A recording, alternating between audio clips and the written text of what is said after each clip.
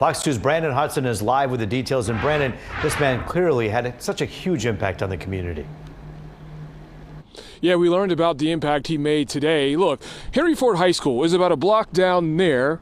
The fight that police say happened right here in this intersection. It is still the talk of the neighborhood.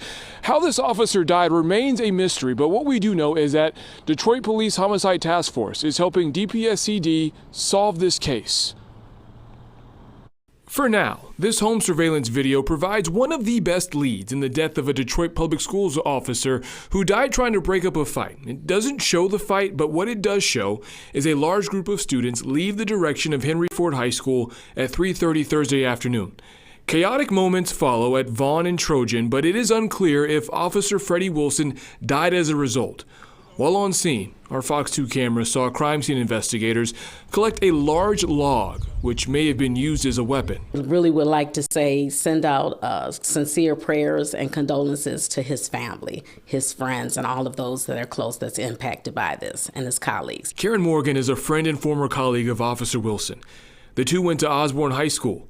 Morgan also worked with the Detroit Public Schools Community District Board of Education. Freddie was a great guy, really kind person. He was quiet. He was a great colleague. Every time I seen him, whether it was at Osborne's functions or on the job, he would always give me a hug and give me that smile. Being on the outside looking in, those officers need to be commended on what they come up against every single day.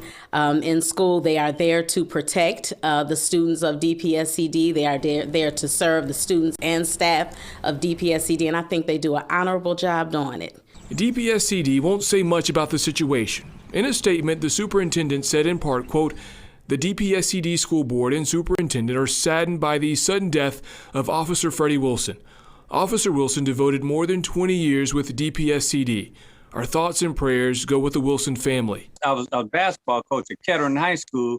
Fred always made it a point that he was coming to our games because he always said, "Man, y'all out here, I'll be there behind y'all." Daryl Eddings went to school with Officer Wilson. The two stayed in touch over the years. Eddings says Wilson had a rough few years, including the loss of his wife and relatives during a triple homicide on Lamont Street. Him losing his wife, that was a load on him. Yeah, so one other big question that we were working to answer is that if any students or how many may be involved in this investigation.